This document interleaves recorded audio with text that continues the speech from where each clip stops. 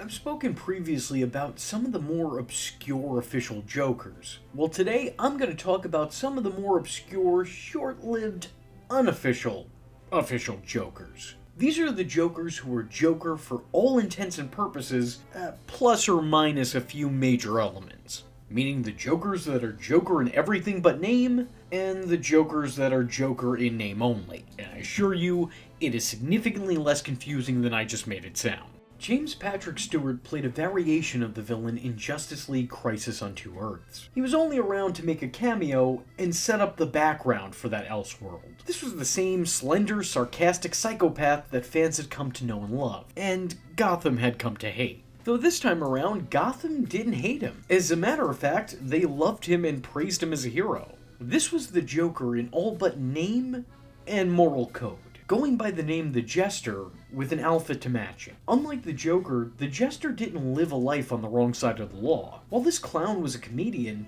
he certainly wasn't a criminal. Surprisingly, he was a hero. It was certainly odd seeing a good version of the bad guy. His short story ends with a selfless sacrifice trying to thwart the crime syndicate. It's definitely a change of pace seeing the character care for others and express his love for his friends, or even seeing him have a healthy dynamic with his sidekick Harley, who in this universe is not actually a therapist turned accomplice, but instead just his pet monkey. While the performance consisted of just a few lines mid-crisis, it was enough to make an impression.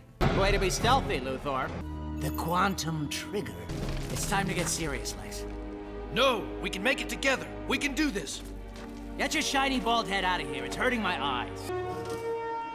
What can I say? I'm down to my last joke anyway. But this one'll kill you.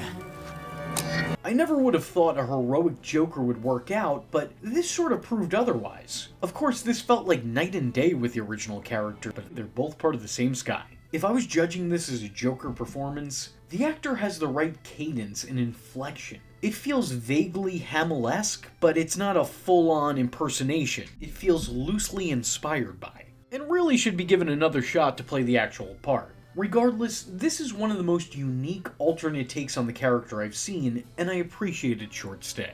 In the movie Justice League The Flashpoint Paradox, a very different Joker origin is shown yet again. The Waynes once again take a trip down Crime Alley, and are met with a bullet on the other side. Except this time around, it's not Thomas and Martha that are shot, it's Bruce.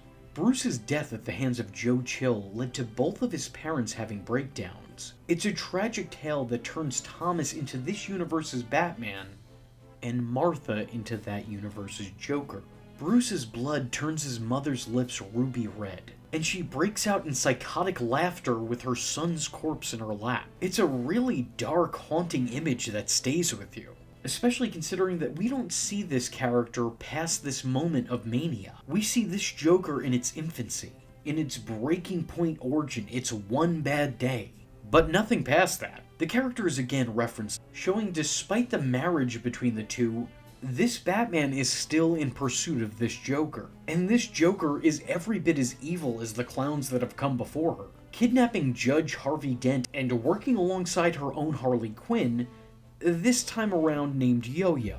She's definitely not the only female Joker clone, but she's the only on-screen female Joker to date. In the movie, she's played by Grey Delisi.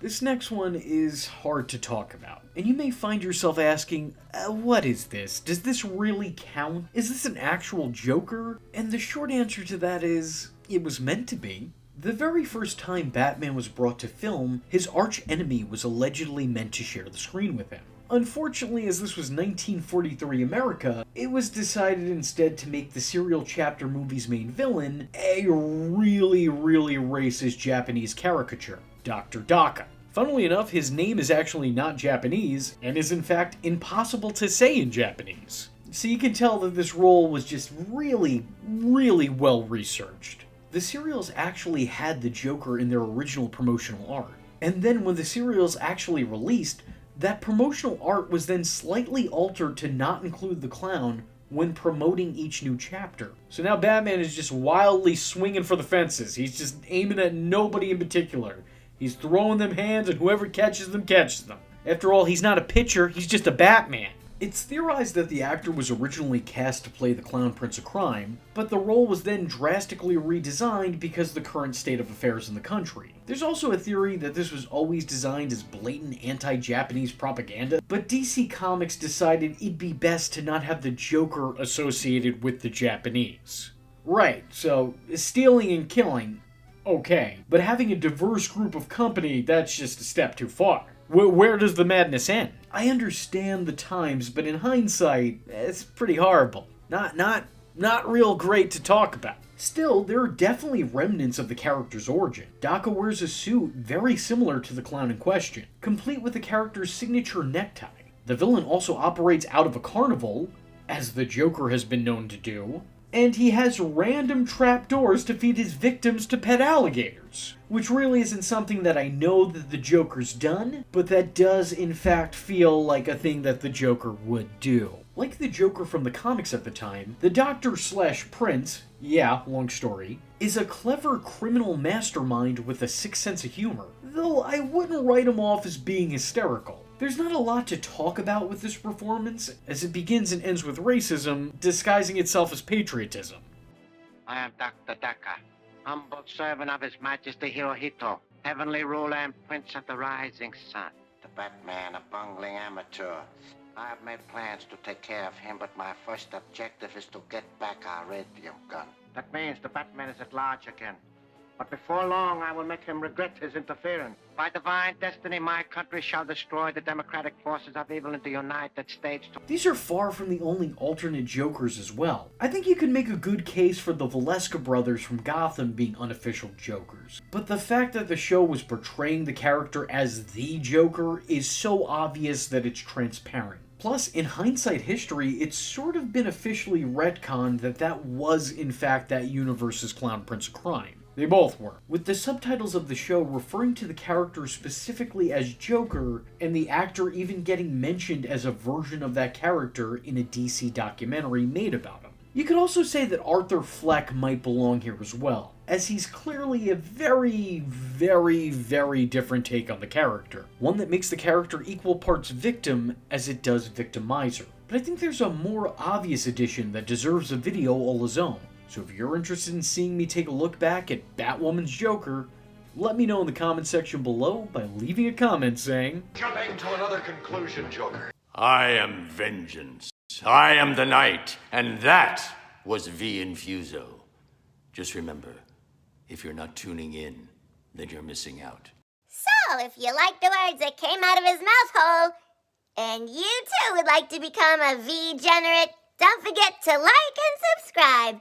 Thanks for watching, nerds! And if you're not joining the fun, you're in for one bad day. And you know what they say about having one bad day?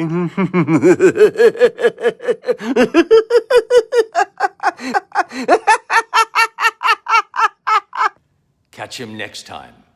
Same bat time. Same bat channel.